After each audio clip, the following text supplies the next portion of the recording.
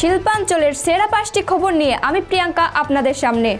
আসানসোল দক্ষিণ থানা অন্তর্গত কালীপাহাড়ি নুনিয়া নদীর থেকে বৃহস্পতিবার সকালে উদ্ধার হলো এক যুবকের মৃতদেহ।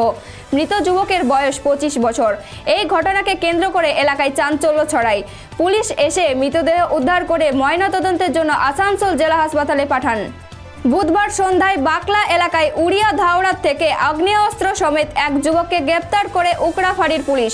বৃহস্পতিবার ধৃত ব্যক্তিকে দুর্গাপুর মহকুমা আদালতে পেশ করা হয় এবং মহামান্য আদালত তাকে 7 দিনের পুলিশ হেফাজত দেয়। শিল্পপতির বাড়িতে আয়কর দপ্তরের হানা। আসানসোল কুলটি বিধানসভা অন্তর্গত বরাকর হনুমানচড়ায় স্থিত শিল্পপতি গোপাল সিংগলের আয়কর দপ্তরের অভিযান দেখা যায়। এদিন শিল্পপতির বাড়িতে সামনে দেখা যায় আয়কর দপ্তরের কয়েকটি গাড়ি এবং তাছাড়া রয়েছে কেন্দ্রীয় বাহিনী। খবর সূত্রে জানা যায় গোপাল সিংগলের বেশ কয়েকটি কারখানা রয়েছে, তবে কী কারণে আচমকা হানা আয়কর দপ্তরে তা এখনও জানা যায়নি।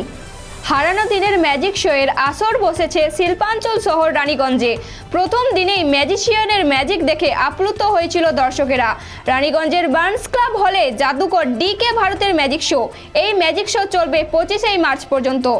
বৃহস্পতিবার দুর্গাপুরে মহকুমা শাসক ডক্টর সৌরভ চ্যাটার্জি কিক বক্সিংয়ের জাতীয় স্তরে বিজয়ীদের সম্বর্ধনা জ্ঞাপন করেন। India open international boxing championship 2024-এ স্বর্ণপদক বিজয়ী শাহানা খাতুন এবং আন্তঃবিশ্ববিদ্যালয় কিক বক্সিং চ্যাম্পিয়নশিপে ব্রোঞ্জ পদক বিজয়ী মোহাম্মদ আসিফ ইসলামকে পুষ্পস্তবক দিয়ে শুভেচ্ছা ও অভিনন্দন জানান। শিল্পাঞ্চলের সেরা 5টি খবর এখনকার মতো এই পর্যন্তই। পরবর্তী খবরের জন্য চোখ রাখুন খবর বাংলার স্ক্রিনে। খবর বাংলা, খবরের খবরদারি।